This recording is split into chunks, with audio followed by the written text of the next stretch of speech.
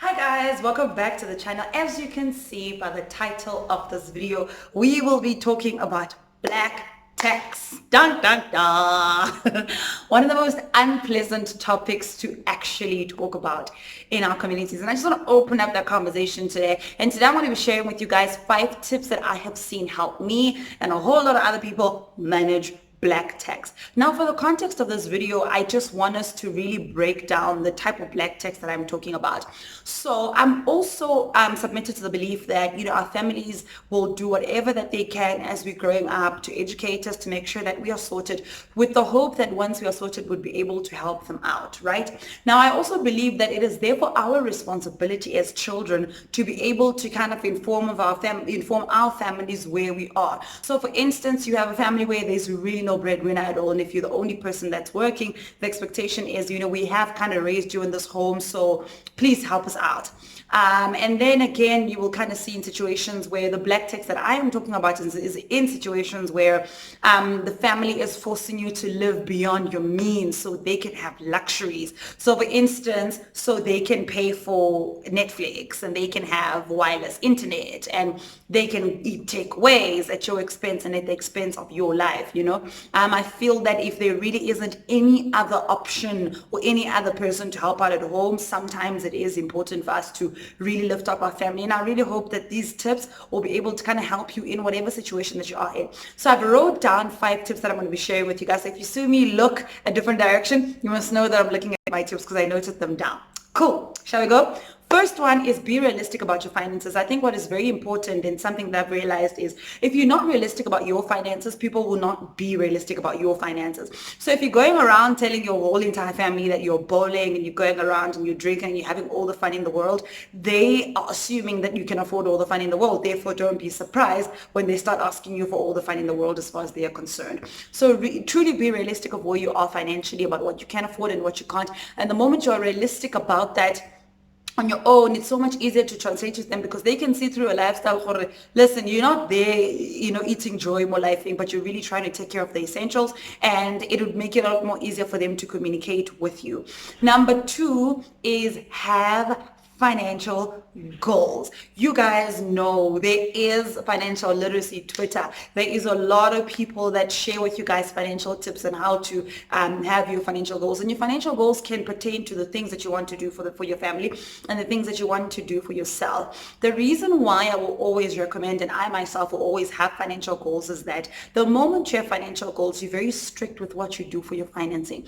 The moment you say, I am going to only give my family 200 Rand because I can only afford 200 Rand, it makes it easier for you to determine what that 200 Rand goes to, right? It probably only goes to the essentials, or it will do this and pay for the DSTV and. But when you don't have financial goals, it's so much easier to splurge. It's so much easier to spend on things that are not necessary. It's so much easier to put yourself under pressure because you think you can afford it, you can't. Or because your financial goals are not aligned, so you kind of feel like, wait, I'll get more money, or whatever the case is. But it's really important to have your financial goals and to be able to communicate them to yourself, because guys, I always say this all the time, the moment you develop a system all by yourself, it becomes so much easier. The moment you master this person right here, it becomes so much easier to translate that and to move it to other people. Number 3 is prioritize. It will go back to the 2 points that I just shared with you right now.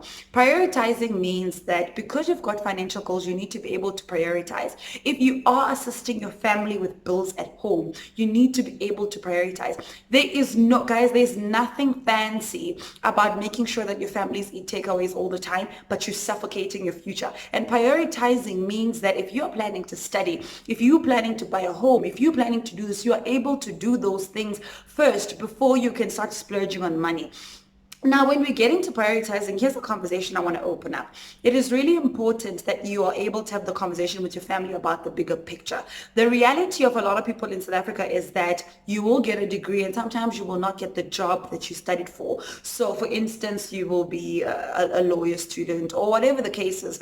And then your entry-level job is probably an intern. And as an intern, you're getting paid a certain amount of money, which is not, in most cases, market value. This means that you're not getting paid your worth at that that particular time. Now, it is unrealistic for you to start wanting to splurge on your family or for your family to expect you to splurge on them, because that is not even the bigger picture yet. So at that point, what is important for you to do is take care of essentials.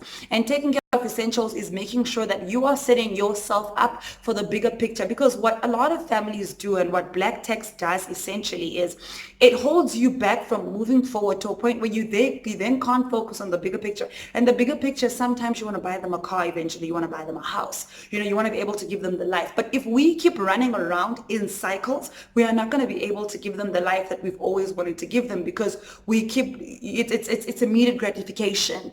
We keep having takeaways, we keep doing this, and there's no financial goals in the home. So it's very difficult for you to move to the bigger picture. So that's where prioritizing comes in. When you've got the bigger picture, you're able to sit down and say, okay guys, this is where the bigger picture is, and I know we're not at the bigger picture yet, but I can do 200 Rand a month. So that it's always important to make them understand that you are doing this for them. So prioritize the things that are important and the things that will take you further in life, not the things of the now, because the things of the now will leave you broke, will leave you in debt, and then you can't provide the way that you would have wanted to provide, essentially. Because I believe, black tax or not, ultimately we all want to provide for our families, and we all really want to give them a good quality of life, which is super important. So that is number 3.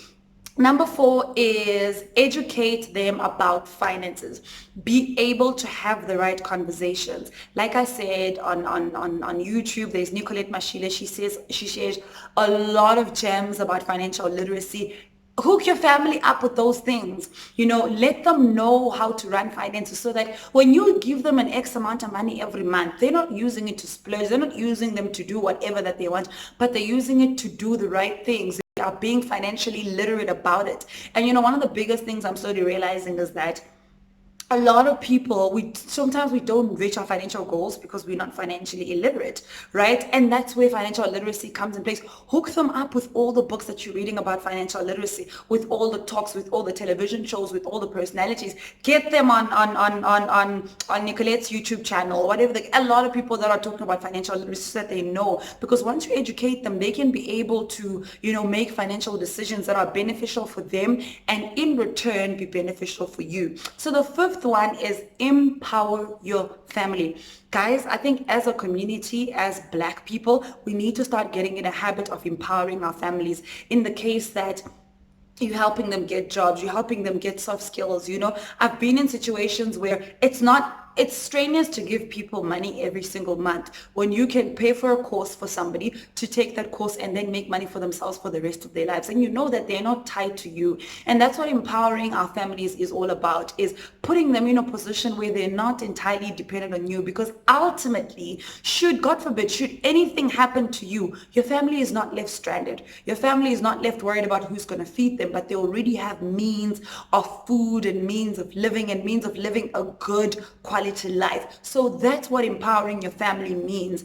And it goes back again to get them the right, educate them. And I think all the other 4 points that I've mentioned all lead up to actually you empowering them. And once they're empowered, they do not become a financial burden to you, because they know that they have the right skills and they have the right education to be able to make the right financial decisions. What the family did, your family empowered, or not even all of us, but some of you guys that went to school on your family's pension fund or whatever the case is, the family empowered you. And I think what's important is to run away from the cycle of black tax, is to empower them back. You are able, for instance, help your mother start a catering business, a pakemakuinya, for instance, or a tuck shop. Invest in that, so that that once the tuck shop and the spaza is running, there is no need for you to be giving them monthly income, but there already is the monthly income for them to survive, and that will be entirely beneficial for you, and I think as a person.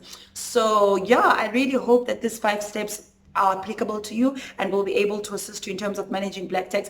And if there's anybody that's watching this video that has been through, the whole cycle of black tax, and you managed to get out of it or to really manage it properly, share with us what tips did you use, what did you do, and how far are you guys right now, because this is one of the most difficult conversations we can have as a community. And my hope is that we really open up to it and we really start educating each other to break the cycle, that our children don't have to go through that. And I think that's where financial literacy comes through. So yeah, I hope that you enjoyed this video. Don't forget to like, comment, and subscribe. And yeah, thank you so much for watching, and I'll see you guys next time.